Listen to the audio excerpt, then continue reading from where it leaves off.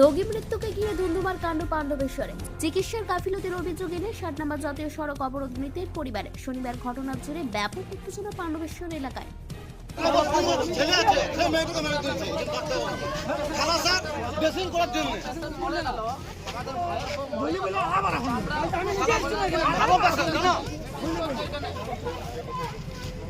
চলতি মাসে দিন কয়েক আগে শম্পা রুইদাস নামে বছর ২০ এক তরুণী অগ্নিদগ্ধ হন। প্রথমে বর্ধমান মেডিকেল কলেজ হাসপাতালে, পরে দুর্গাপুর মহকুমা হাসপাতালে নিয়ে এসে সুস্থ করা হয় ওই তরুণীকে। কিন্তু আচমকাই ফের শারীরিক অবস্থার অবনতি হওয়াতেই তরুণীকে পাণ্ডবেশ্বরের হরিপুরে এক বেসরকারি নার্সিংহোমে ভর্তি করা হয়। শনিবার মারা যান ওই তরুণী। এই খবর চাউর হতেই ক্ষোভে ফেটে পড়েন মৃতার পরিবার পরিজনেরা। চিকিৎসার গাফিলতির অভিযোগ তুলে সরব হয় মৃতের পরিবার পরিজন। প্রায় ২০ মিনিট ৬০ নম্বর জাতীয় সড়ক অবরোধ করে চলে বিক্ষোভ। পুলিশ এসে সামাল দেয় পরিস্থিতি। হয়েছিল বর্ধমানে ভর্তি করেছিলাম, ঠিক আছে। কি রোগ হয়েছিল না কি হয়েছিল? হয়েছিল তোমার পড়ে গেছিল, পাগল পড়ে গেছিল। হ্যাঁ, তো মানে সুস্থ হয়ে গেছিল।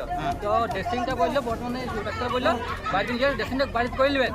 তো বাড়িতে ড্রেসিংটা তো হয় না, আমাদের ওখানে ডাক্তারবাবু বললো যে হরিপুরে ভালো ড্রেসিংটা হয়ে যাবে, তো ওখানে সুস্থ হয়ে যাবে। তো ওখানে ওইখানে তোমার করে দাও। স্বাস্থ্যসাথী কার্ডে ভর্তি করলো, পেশেন্টটা ভালো এলো, ভালো এলো। ড্রেসিংটা এখানে বললো ভালো হয়ে যাবে, ১০,০০০ টাকা লাগবে। স্বাস্থ্যসাথী কার্ডে জমা করে ১০,০০০ টাকা লাগবে। তো আমার বললো গরিব মানুষ ১০,০০০ টাকা তো কোথায় পাবে? ঠিক আছে, যখন পেশেন্টটা আছে। কবে ভর্তি করেছিলেন? শনিবারে করেছিলাম। তারপর শনিবার ভর্তি করেছিলাম, সেদিন ১০,০০০ টাকা জমা করি নাই।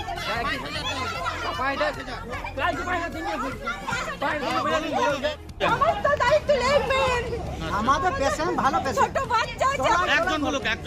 ছোট বাচ্চা আছে, এখনো আমাদের সমস্ত দায়িত্ব নেই পেশেন্টের। ওরা বলছে টাকা না দিলে আমরা ছাড়বো না। কোথায় টাকা দেবো? টাকাটা জমা দিয়েছি, তারপরে আবার বলছি টাকা তোমাদের রাখবে, তবে পেশেন্ট ছাড়া হবে। কিসের টাকা? ওরা তো মেরে দিয়েছে। ভুল চিকিৎসা করা হয়েছে কি? পেশেন্ট মারা গেছে আপনাকে? ফোনে পড়ে গেছিল, বর্ধমান নিয়ে গেছিলাম। বর্ধমানে বললো যে সুস্থ হয়ে গেছে, ড্রেসিং করা লাগবে, অনলি ফর ড্রেসিং করলে যে পেশেন্টটা ঠিক হবে। তো আমরা বললাম যে ড্রেসিং ঘরে করতে পারবো না, তাহলে আমাদের একটা ডাক্তার আছে ভীমগড়ে, চিটু ডাক্তার বলে, ও বললো সেবা নার্সিংহোমে ভর্তি করে দাও, ড্রেসিংটা ভালো করে ওইখানে হবে।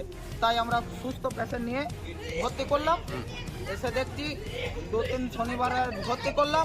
আস্তে আস্তে পেশেন্টের গাফেলতি ম্যানেজমেন্টের গাফেলতি ভুল ট্রিটমেন্টের জন্যে আমাদের পেশেন্ট আজকে মারা গেছে। কি চাইছেন এখন আপনারা?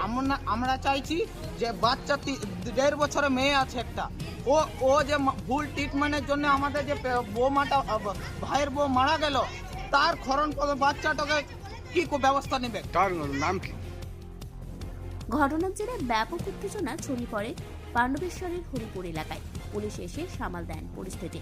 ময়নাতদন্তের জন্য মৃতদেহ হাসপাতালে পাঠানো হয়। সমস্ত অভিযোগ অস্বীকার করেছে হাসপাতাল কর্তৃপক্ষ।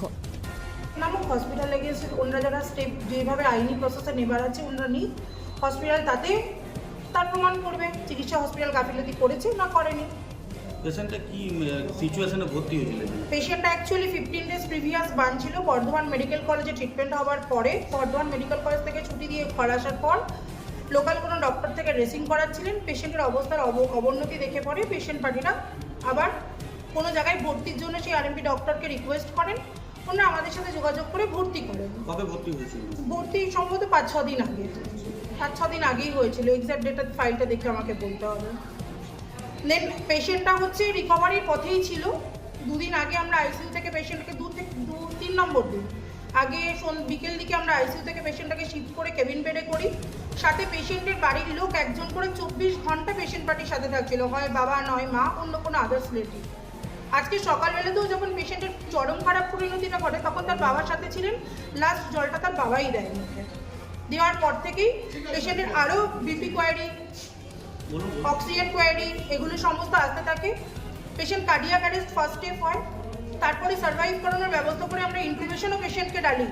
ইন্টুবেশন ডালার 5 থেকে 10 মিনিটের মাথায় পেশেন্ট সেকেন্ড কার্ডিয়াক অ্যারেস্ট হয়। হওয়ার পরেই পেশেন্ট এক্সপায়ার করে। 10:40-45 এরকম এক্সাক্ট টাইমটা ওই ফাইলই দেখতে হবে আমাকে। আমি টোটালটা এই এতটার মধ্যে ফাইলটা না দেখে কিছু এক্সাক্ট বলতে পারবো। কি দায়িত্বে আছেন আপনি? আমি অ্যাডমিনিস্ট্রেটিভ হেড। কি নাম আপনার?